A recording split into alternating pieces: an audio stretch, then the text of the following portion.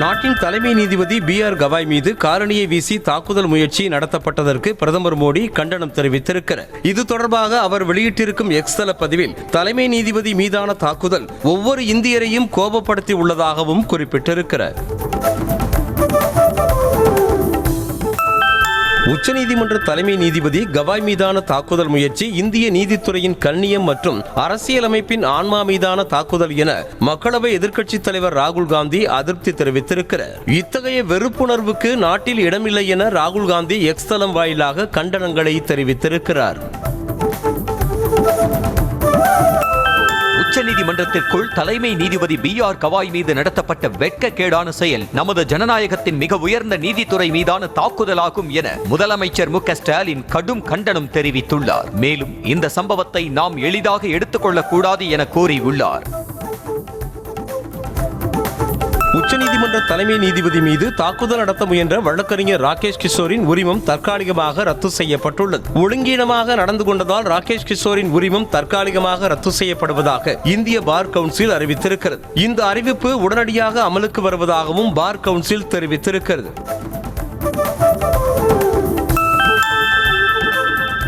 243 தொகுதிகளை கொண்ட பீகார் மாநில சட்டப்பேரவைக்கு 2 கட்டங்களாக தேர்தல் நடைபெறும் என இந்திய தேர்தல் ஆணையம் அறிவித்துள்ளது. நவம்பர் 6 மற்றும் 11 ஆகிய தேதிகளில் 2 கட்டங்களாக தேர்தல் நடைபெறும் என தெரிவிக்கப்பட்டுள்ளது.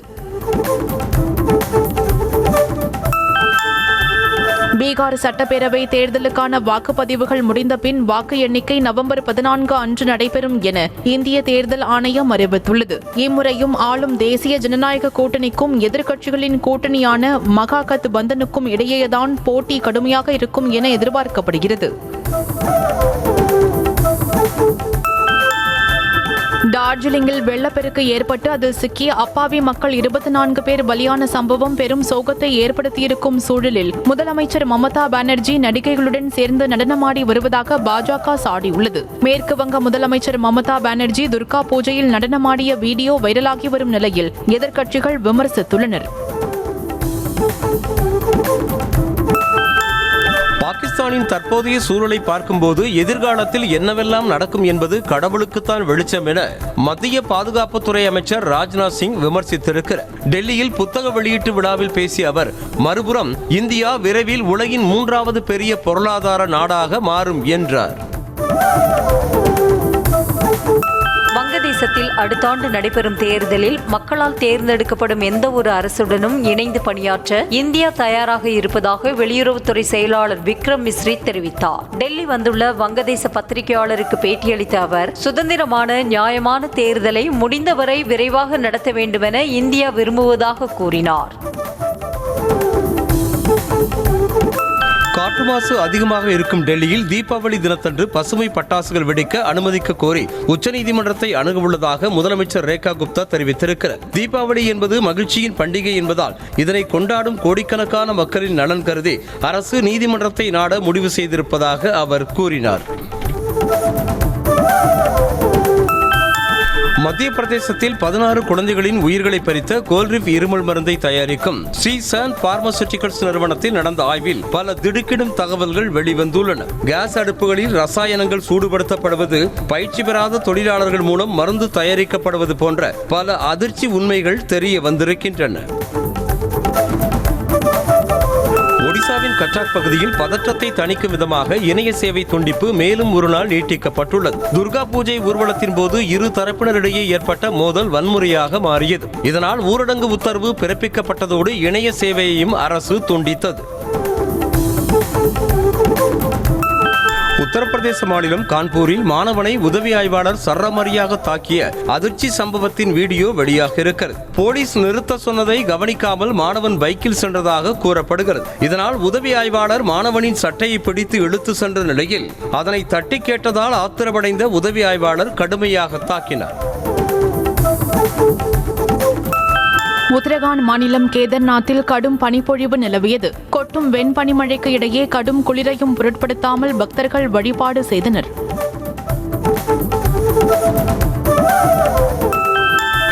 தமிழ்நாட்டில் இன்று 6 மாவட்டங்களில் கனமழை பெய்ய வாய்ப்புள்ளதாக சென்னை வானிலை ஆய்வு மையம் தெரிவித்திருக்கிறது. அதன்படி நீலகிரி, ஈரோடு, நாமக்கல், சேலம், தருமபுரி மற்றும் கிருஷ்ணகிரி ஆகிய 6 மாவட்டங்களில் கனமழைக்கு வாய்ப்புள்ளதாக வானிலை ஆய்வு மையம் கணித்துள்ளது.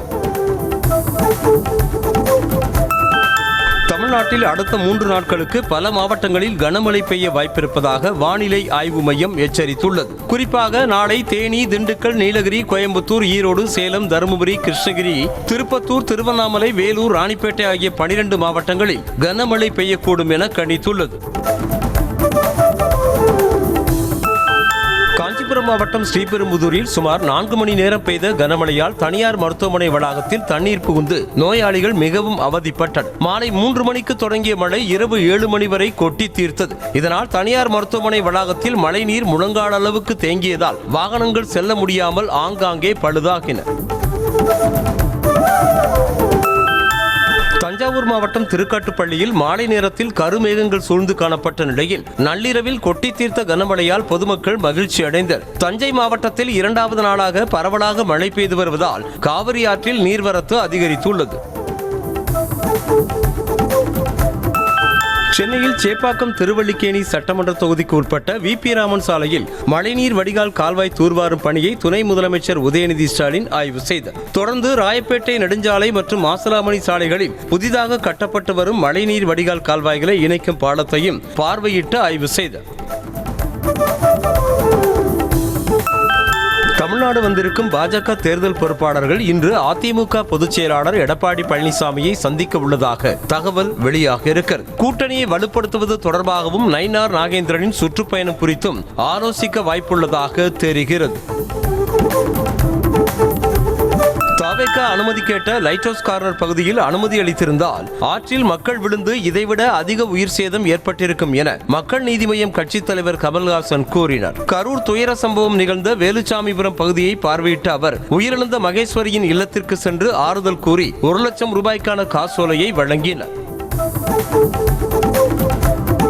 கரூர் பெருந்துயர சம்பவத்தில் அரசு மீது எந்த தவறும் இல்லை என கூறிய கமல்ஹாசனை பாஜக மாநில முன்னாள் தலைவர் அண்ணாமலை கடுமையாக சாடியுள்ளார். ஒரு ராஜ்யசபா பதவிக்காக நீண்ட நாட்களுக்கு முன்பே தனது ஆன்மாவை திமுகவிடம் கமல் விற்றுவிட்டார் என்றாலும் இது போன்ற பெருந்துயரில் கூட திமுகவை ஆதரித்து பேசுவதா என அவர் காட்டமாக கேள்வி எழுப்பினார்.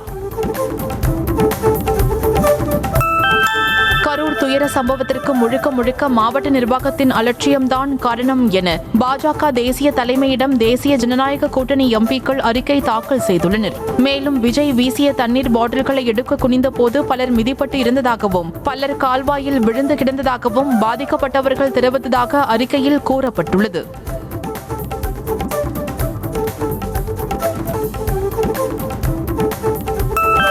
தீபாவளி பண்டிகையை முன்னிட்டு 16ஆம் தேதி முதல் 19ஆம் தேதி வரை சிறப்பு பேருந்துகள் இயக்கப்பட உள்ளதாக அமைச்சர் சிவசங்கர் தெரிவித்திருக்கிறார். சென்னையில் இருந்து தினசரி இயக்கப்படும் 2092 பேருந்துகளுடன் சேர்த்து கூடுதலாக 5710 சிறப்பு பேருந்துகள் இயக்கப்படும் என தெரிவித்திருக்கிறார். மேலும் 4 நாட்களில் சென்னையில் இருந்து மொத்தம் 14268 பேருந்துகள் இயக்கப்படும் என்றார். ஆண்டவர்களும் ஆட்சியாளர்களும் பொய் வாக்குறுதிகளை கொடுத்து மக்களை ஏமாற்றி வெற்றி பெற்றதாக தேமுதிக பொதுச் செயலாளர் பிரேமலதா விஜயகாந்த் விமர்சனம் செய்தார். தருமபுரி மாவட்டம் பாளையம்புதூரில் தேமுதிக சார்பாக நடைபெற்ற பரப்புரை கூட்டத்தில் பேசிய பிரேமலதா டாஸ்மாக் கடையை திறந்து போதை தமிழ்நாடாக மாற்றியதுதான் இந்த ஆட்சியின் பெருமை என்றார். அனைத்து ரேஷன் கடைகளிலும் அரிசி, பருப்பு, சர்க்கரை உள்ளிட்ட பொருட்களை சில்வர் பாத்திரங்களில் வைக்க உத்தரவிட்டிருப்பதாக அமைச்சர் சக்கரபாணி தெரிவித்திருக்கிறார். ரேஷன் கடைக்கு வரும் பொதுமக்கள் கால் கடுக்க வெயிலில் நிற்காமல் இருக்க கடை முன்பு மேற்கூரை மற்றும் இருக்கைகள் அமைக்க உத்தரவிட்டுள்ளதாகவும் அவர் கூறினார். நகர்ப்பகுதிகளில் பிரச்சாரம் செய்ய நீதிமன்றம் கட்டுப்பாடு விதித்துள்ள நிலையில் எவ்வாறு மக்களை சந்திப்பது மற்றும் போராட்டங்களை நடத்துவது என பாமக தலைவர் அன்புமணி ராமதாஸ் கேள்வி எழுப்பினார். மதுரையில் பரப்புரைக்கு பிறகு செய்தியாளர்களை சந்தித்த அவர் ஊருக்கு ஒதுக்குப்புறமாக மக்களை சந்தித்து பிரச்சாரம் செய்வதென்பது சவாலான காரியம் என கூறினார். கரூர் விவகாரத்தை மடைமாற்றம் செய்வதற்காகவே கச்சத்தீவு பிரச்சனையை முதலமைச்சர் மு.க. ஸ்டாலின் கையில் எடுத்திருப்பதாக தமிழிசை சவுந்தரராஜன் குற்றம் சாட்டினார். பாஜக மாநில மையக்குழு கூட்டத்தில் பேசிய நயினார் நாகேந்திரன் கரூர் விவகாரத்தில் முதல்வர் பிராயச்சித்தம் தேட வேண்டும் என்றார். புதிதாக கட்டப்பட்டு முதல்வரால் திறந்து வைக்கப்பட்ட பென்டென்ட் பல்நோக்கு உயர் சிறப்பு மருத்துவமனையில் அமைச்சர் மா சுப்பிரமணியன் ஆய்வு மேற்கொண்டார். சிகிச்சையில் உள்ள நோயாளிகளுக்கு அளிக்கப்பட்டு வரும் சிகிச்சைகள் குறித்து கேட்டறிந்தார். மீண்டும் அமைச்சராக விரும்பினால் மனு தாக்கல் செய்யலாம் என செந்தில் பாலாஜிக்கு உச்சநீதிமன்றம் அறிவுறுத்தியுள்ளது. பண மோசடி தொடர்பான வழக்கில் வழங்கப்பட்ட ஜாமீன் நிபந்தனைகளில் தளர்வு கோரிய மனு மீதான விசாரணையின் போது செந்தில் பாலாஜி தற்போது அமைச்சராக கூடாது என தாங்கள் கூறவில்லை என்று நீதிபதிகள் கருத்து தெரிவித்தனர். மடப்புரம் கோவில் காவலாளி அஜித்குமார் கொலை வழக்கை 5வது கூடுதல் மாவட்ட அமர்வு நீதிமன்றத்திற்கு மாற்றி மதுரை மாவட்ட முதன்மை அமர்வு நீதிமன்றம் உத்தரவிட்டுள்ளது. சிபிஐ தரப்பில் முதல்கட்ட குற்றப்பத்திரிகை தாக்கல் செய்யப்பட்ட நிலையில் குற்றச்சாட்டை பதிவு செய்து வழக்கை நடத்த உத்தரவிடப்பட்டுள்ளது. சாத்தூர் தொகுதி அதிமுக முன்னாள் எம்எல்ஏ ராஜவர்மன் மீதான ஆள் கடத்தல் மற்றும் கொலை மிரட்டல் வழக்கு விசாரணைக்கு தடை விதிக்க சென்னை உயர்நீதிமன்றம் மறுத்துவிட்டது. சிவகாசி தொழிலதிபர் ரவிச்சந்திரனை கடத்தி 2 கோடி ரூபாய் கேட்டு மிரட்டியதாக 2019 திருவில்லிபுத்தூர் போலீசில் வழக்கு பதிவு செய்யப்பட்டது. சேலம் மாவட்டம் மேட்டூர் அருகே குட்கா கடத்தியதாக தமிழக வெற்றிக் கழக நிர்வாகியை போலீசார் கைது செய்தனர். மேச்சேரி பேரூர் தாவேகா செயலாளரான 27 வயதான சுர்ஜித் என்பவரின் காரில் 227 கிலோ எடையுடைய ஹான்ஸ், குட்கா, கூலி போன்ற புகையிலை பொருட்களை பறிமுதல் செய்தனர். கடலூர், விழுப்புரம், கள்ளக்குறிச்சி ஆகிய மாவட்டங்களுக்கான ஒருங்கிணைந்த பேரூராட்சிகளின் உதவி இயக்குநர் அலுவலகத்தில் லஞ்ச ஒழிப்புத்துறையினர் நடத்திய சோதனையில் கணக்கில் வராத 5,79,000 ரூபாய் பணம் பறிமுதல் செய்யப்பட்டது. சுமார் 5 மணி நேரம் நடைபெற்ற சோதனையின் முடிவில் அலுவலக கூட்டரங்கில் கட்டுக்கட்டாக பணம் இருந்தது கண்டுபிடிக்கப்பட்டது. ராமநாதபுரம் மாவட்டம் பரமக்குடி அருகே பட்டா பெயர் மாற்றத்திற்கு 5,000 ரூபாய் லஞ்சம் பெற்றதாக கிராம நிர்வாக அலுவலர் கைது செய்யப்பட்டார். வேந்தோனி கிராம விஏஓவான செல்வகுமார் என்பவர் அதே கிராமத்தைச் சேர்ந்த பட்டியலின பயனாளிக்கு வழங்கப்பட்ட இலவச வீட்டுமனை பட்டாவை பெயர் மாற்றம் செய்ய லஞ்சம் கேட்டிருக்கிறார். கடலூர் அருகே நண்பனின் தந்தையை கடத்தி 1 கோடி ரூபாய் பணம் கேட்டு மிரட்டிய 4 பேரை போலீசார் கைது செய்தனர். திருப்பாதிரி புலியூரைச் சேர்ந்த பூவராகவன் திண்டிவனம் அருகே ஏரையானூரில் மர்ம நபர்களால் காரில் கடத்தப்பட்டார். போலீசார் விசாரணையில் பூவராகவனின் மகனான ஹரிஷின் நண்பர் அஜித் என்பவன்தான் திட்டமிட்டு கடத்தியது தெரிய வந்தது. தொடர்ந்து அவர்களிடமிருந்து கார், செல்போன் மற்றும் தங்க கட்டியை போலீசார் பறிமுதல் செய்தனர். கடந்த ஆண்டு செப்டம்பர் முதல் இந்த ஆண்டு செப்டம்பர் வரை சைபர் குற்றங்களால் இழக்கப்பட்ட 1,27,00,000 ரூபாய் மீட்கப்பட்டு பாதிக்கப்பட்டவர்களிடம் ஒப்படைக்கப்பட்டுள்ளதாக சென்னை காவல்துறை தெரிவித்திருக்கிறது. மொத்தமாக 205 மனுக்கள் பெற்று 121 புகார்தாரர்களின் மனுக்கள் மீது உரிய நடவடிக்கை எடுக்கப்பட்டதாக தெரிவிக்கப்பட்டுள்ளது.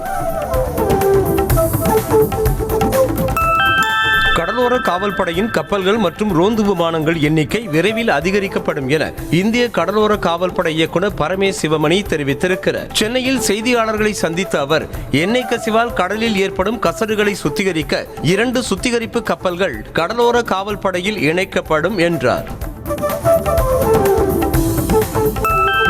வண்டலூர் அறிஞர் அண்ணா உயிரியல் பூங்காவில் மாயமான ஆண் சிங்கம் 3 நாட்களுக்கு பிறகு தங்குமிடத்திற்கு திரும்பி வந்தது. மாயமான சிங்கம் சஃபாரி பகுதியில் இருப்பதை உறுதி செய்த ஊழியர்கள் அதன் நடமாட்டத்தை கண்காணித்து வந்த சூழலில் சிங்கம் உணவளிக்கப்படும் பகுதிக்கு திரும்பியது. கேரள மாநிலம் சுண்டல் பகுதியில் காட்டு யானை தாக்கியதில் விவசாயி ஒருவர் பரிதாபமாக உயிரிழந்தார். நெல்லை மாவட்டம் கயத்தாறு பகுதியைச் சேர்ந்த வேலுச்சாமி மூணார் அருகே சுண்டல் கிராமத்தில் உள்ள ஏலத்தோட்டத்தில் வேலை செய்தபோது சக்கை கொம்பன் என்ற காட்டு யானை தலையில் மிதித்ததில் சம்பவ இடத்திலேயே உயிரிழந்தார்.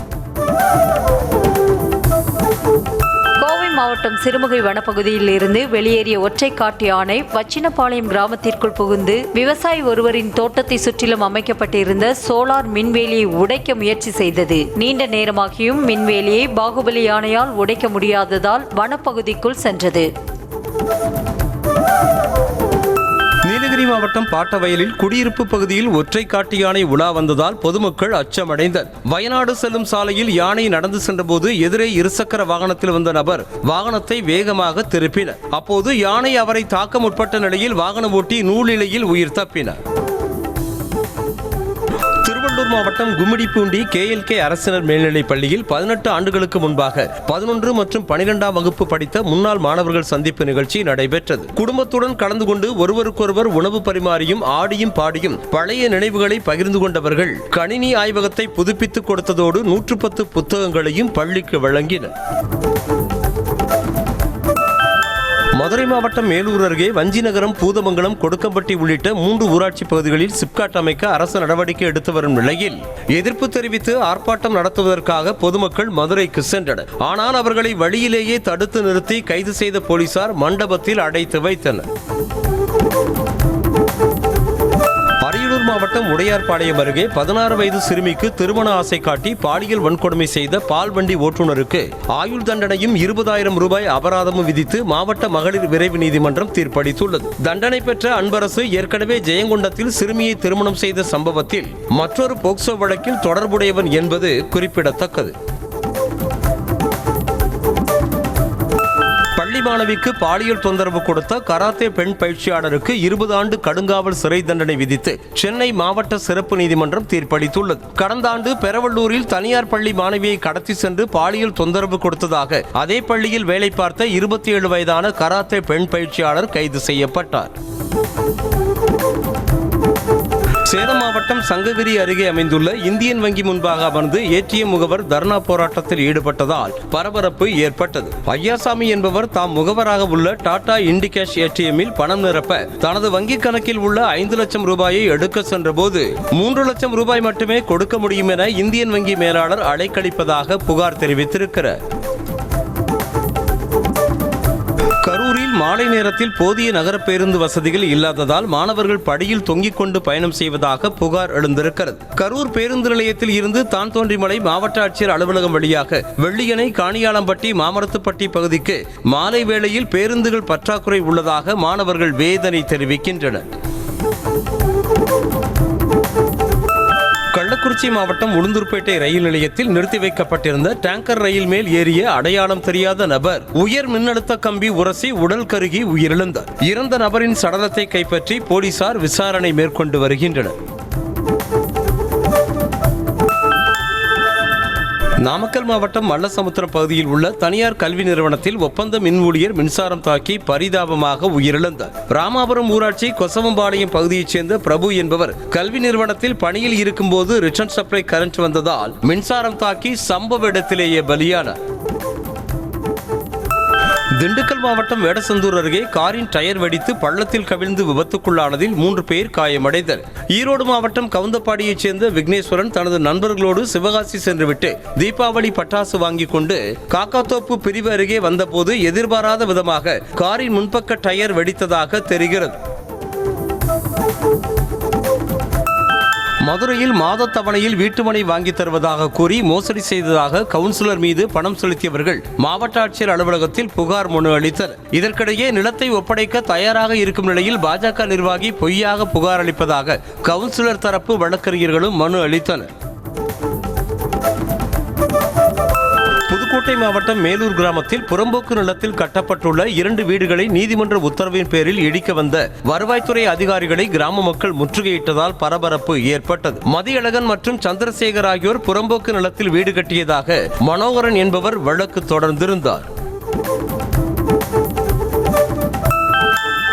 திருப்பத்தூரில் மகனை காதலித்த சிறுமியை கன்னத்தில் அறைந்த நபரை போலீசார் கைது செய்தனர். ஜோலார்பேட்டை அடுத்த பாச்சல் பகுதியைச் சேர்ந்த லோகநாதனின் மகன் கல்லூரியில் 1ஆம் ஆண்டு படித்து வரும் நிலையில் திருப்பத்தூரைச் சேர்ந்த பள்ளி சிறுமியை காதலித்து வந்ததாக தெரிகிறது. இதனை அறிந்த மாணவனின் தந்தை லோகநாதன் பள்ளி சென்ற சிறுமியை வழிமறித்து கன்னத்தில் அறைந்ததாக கூறப்படுகிறது. வேலூர் மாவட்டம் குடியாத்தம் அருகே மனைவியிடம் வாங்கிய நகையை திருப்பி கேட்டபோது மிரட்டல் விடுத்த கணவரை போலீசார் கைது செய்தனர். இளங்கோவன் இலக்கியா தம்பதிக்கு கடந்த 2017ஆம் ஆண்டு திருமணமான நிலையில் கருத்து வேறுபாடு காரணமாக பிரிந்து வாழ்வதாக கூறப்படுகிறது. இதற்கிடையே திருமணமான புதிதில் கணவர் வீட்டில் வாங்கிய நகையை கொடுக்க மறுப்பதாக அந்த பெண் புகார் அளித்திருக்கிறார். புதுக்கோட்டை மாவட்டம் ஆலங்குடி பகுதியில் பலத்த காற்றுடன் பெய்த கனமழை காரணமாக சுமார் 25 ஏக்கரில் பயிரிடப்பட்டிருந்த வாழை மரங்கள் சாய்ந்து சேதமடைந்தன. காத்தான் விடுதி மற்றும் நம்பன்பட்டி கிராமங்களில் பயிரிடப்பட்டிருந்த இந்த வாழை மரங்கள் குலை தள்ளிய நிலையில் அறுவடைக்கு தயாராக இருந்தன.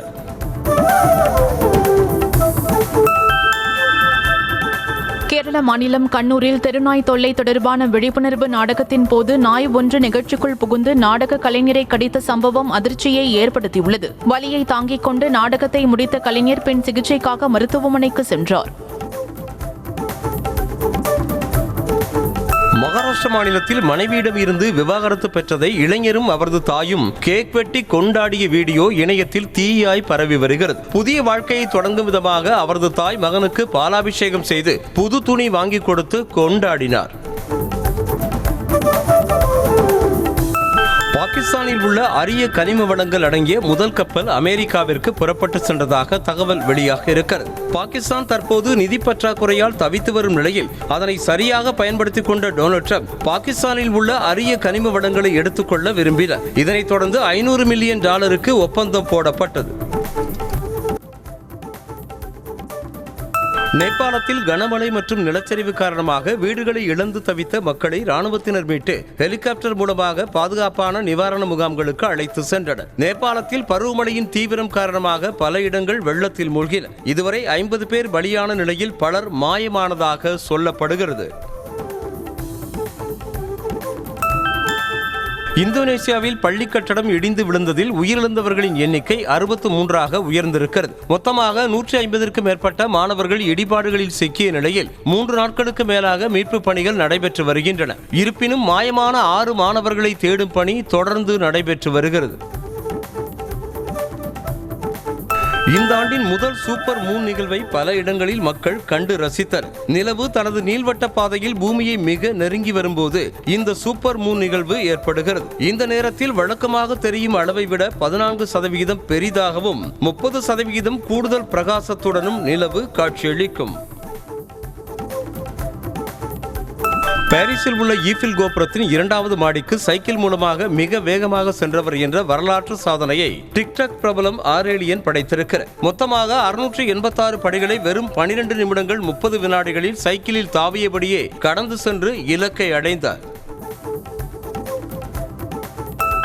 ஒரே ஆண்டில் பிரான்சின் 4வது பிரதமராக பதவியேற்ற செபஸ்டியன் லெகுர்னு தனது பதவியை ராஜினாமா செய்துள்ளதால் அந்நாட்டு மக்களிடையே அதிர்வலையை ஏற்படுத்தியுள்ளது. பிரதமராக தேர்ந்தெடுக்கப்பட்டு வெறும் 27 நாட்களே ஆன நிலையில் அவர் திடீரென பதவியை ராஜினாமா செய்துள்ளார். இதனை அந்நாட்டு ஜனாதிபதி இமானுவேல் மேக்ரோன் ஏற்றுக்கொண்டதாக அறிவிக்கப்பட்டது. ப்ரோ கபடி லீக் தொடரில் நேற்று நடைபெற்ற போட்டியில் ஜெய்ப்பூர் பிங்க் பேந்தர்ஸ் அணியை வீழ்த்தி டெல்லி தபாங் அணி வெற்றி பெற்றது. சென்னை நேரு உள் விளையாட்டு அரங்கில் நடைபெற்ற போட்டியில் டெல்லி தபாங் மற்றும் ஜெய்ப்பூர் பிங்க் பேந்தர்ஸ் அணிகள் மோதின. இதில் சிறப்பாக விளையாடிய டெல்லி தபாங் அணி 29க்கு 26 என்ற புள்ளி கணக்கில் வெற்றி பெற்றது. ப்ரோ கபடி லீக் தொடரில் நேற்று நடைபெற்ற போட்டியில் யூபி யோதாஸ் அணியை வீழ்த்தி பாட்னா பைரேட்ஸ் அணி வெற்றி பெற்றது. சென்னை நேரு உள் விளையாட்டு அரங்கில் நடைபெற்ற போட்டியில் பாட்னா பைரேட்ஸ் மற்றும் யூபி யோதாஸ் அணிகள் மோதின. இதில் சிறப்பாக விளையாடிய பாட்னா பைரேட்ஸ் அணி 36க்கு 28 என்ற புள்ளி கணக்கில் வெற்றி பெற்றது. மகளிர் உலகக்கோப்பை கிரிக்கெட் தொடரில் நேற்று நடைபெற்ற போட்டியில் நியூசிலாந்து அணியை வீழ்த்திய தென்னாப்பிரிக்க அணி 85 ரன்கள் வித்தியாசத்தில் வெற்றி பெற்றது. முதலில் பேட்டிங் செய்த நியூசிலாந்து அணி 47.5 ஓவர்களில் 231 ரன்னில் ஆல் அவுட் ஆன நிலையில் தொடர்ந்து விளையாடிய தென்னாப்பிரிக்கா 40.5 ஓவர்களில் 4 விக்கெட்டுகளை மட்டுமே இழந்து 234 ரன்களை எடுத்தது. வெற்றிமாறன் இயக்கத்தில் சிலம்பரசன் நடிக்கும் புதிய திரைப்படத்தின் டைட்டில் இன்று காலை 8-9 மணிக்கு வெளியாகும் என படத்தின் தயாரிப்பாளர் கலைப்புலி தானு தனது எக்ஸ் தள பக்கத்தில் அறிவித்திருக்கிறார். இந்த கூட்டணி முதல் முறை இணைவதால் படத்தின் மீதான எதிர்பார்ப்பு அதிகரித்திருக்கிறது. தெலுங்கு நடிகர் விஜய் தேவரகுண்டா சென்ற கார் மீது மற்றொரு வாகனம் மோதி விபத்துக்குள்ளான நிலையில் நல்வாய்ப்பாக காயங்களின்றி அவர் உயிர் தப்பினார். தெலங்கானா மாநிலம் கத்வால் பகுதி தேசிய நெடுஞ்சாலையில் கார் சென்றபோது மற்றொரு கார் மோதி விபத்துக்குள்ளான நிலையில் விஜய் தேவரகுண்டா மற்றும் அவரது குடும்பத்தினர் காயங்களின்றி தப்பினர். புரட்டாசி மாத பௌர்ணமியை முன்னிட்டு திருவண்ணாமலையில் ஏராளமான பக்தர்கள் சாரல் மழையையும் பொருட்படுத்தாது கிரிவலம் சென்றனர். கிரிவலத்திற்காக பல்வேறு மாவட்டங்களில் இருந்தும் அண்டை மாநிலங்களில் இருந்தும் பக்தர்கள் கூட்டம் அலைமோதியது. கிரிவலத்தின் போது மிதமான சாரல் மழை பெய்ததால் பக்தர்கள் குடைபிடித்துக் கொண்டு சென்றனர். நடிகர் யோகி பாபு புரட்டாசி மாத பௌர்ணமியை ஒட்டி திருவண்ணாமலை அண்ணாமலையார் கோவிலில் சாமி தரிசனம் செய்தார். சாமி தரிசனம் செய்த பின் வெளியே வந்த அவருடன் அங்கிருந்த பக்தர்கள் முண்டியடித்து புகைப்படம் எடுத்துக் கொண்டனர். அறுபடை வீடுகளில் 4ஆம் படை வீடான சுவாமிமலை சுவாமிநாத சுவாமி கோவிலில் புரட்டாசி மாத பௌர்ணமியை முன்னிட்டு ஆயிரக்கணக்கான பக்தர்கள் கிரிவலம் சென்று வழிபாடு செய்தனர். 4 ராஜ வீதிகளிலும் கிரிவலம் வந்த பக்தர்கள் பின்னர் சுவாமி தரிசனம் செய்தனர். கிரிவலத்தில் பங்கேற்ற அனைவருக்கும் கிரிவல கமிட்டி சார்பில் அன்ன பிரசாதங்கள் வழங்கப்பட்டன.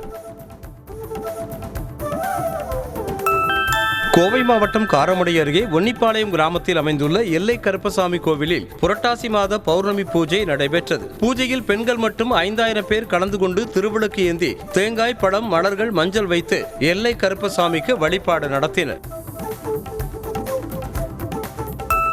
சென்னை திருவொற்றியூர் தியாகராஜ சுவாமி வடிவுடையம்மன் கோயிலில் புரட்டாசி மாத பௌர்ணமியை முன்னிட்டு பெண்கள் விளக்கேற்றி பூஜை செய்து வழிபாடு செய்தனர். உலக நன்மை வேண்டியும் நோய் நொடி இல்லாமல் அனைவரும் இன்புற்று வாழ வேண்டியும் 108 விளக்குகள் ஏற்றி அம்மனை தரிசனம் செய்தனர். கடலூர் மாவட்டம் பன்ருட்டி அடுத்த திருவதிகை ஸ்ரீ சரநாராயண பெருமாள் திருக்கோயிலில் புரட்டாசி மாத ஏகதின பிரம்மோற்சவ விழா வெகு விமர்சையாக நடைபெற்றது. பக்தர்கள் உள்பிரகாரத்தில் கோவிந்தா கோவிந்தா என முழங்க திருத்தேரை இழுத்தனர். தொடர்ந்து சுவாமிக்கு தீர்த்தவாரி நிகழ்ச்சி நடைபெற்றது. விக்கிபீடியாவுக்கு பதில் கிராக்கிபீடியா என்ற தகவல் களஞ்சியத்தை தொழிலதிபர் எலான் மஸ்க் விரைவில் அறிமுகம் செய்ய திட்டமிட்டுள்ளார். இது தொடர்பாக சமூக வலைதளத்தில் பதிவிட்ட எலான் மஸ்க் அடுத்த 2 வாரங்களில் கிராக்கிபீடியா தொடங்கப்படும் என அறிவித்தார். இந்தியாவில் கடந்த செப்டம்பர் 22ஆம் தேதி தொடங்கி 8 நாட்களில் சுமார் 1,65,000 கார்களை மாருதி சுசுகி நிறுவனம் வாடிக்கையாளர்களுக்கு டெலிவரி செய்திருக்கிறது. மேலும் பண்டிகை காலத்தை முன்னிட்டு 2,50,000 முன்பதிவுகளை பெற்றிருப்பதாகவும் தகவல் தெரிவிக்கப்பட்டுள்ளது. டிவிஎஸ் ரைடர் 125 பைக்கின் 2025 மாடல் இந்தியாவில் அறிமுகம் செய்யப்பட்டது. 125cc-யில் ரியர் டிஸ்க் பிரேக் கொண்ட இந்தியாவின் முதல் பைக் என்ற பெருமையை இது பெற்றிருக்கிறது. 2 வேரியன்ட்டுகளில் அறிமுகம் செய்யப்பட்டுள்ள இந்த பைக்கின் ஆரம்ப விலை 93,800 ரூபாய் என நிர்ணயம் செய்யப்பட்டுள்ளது.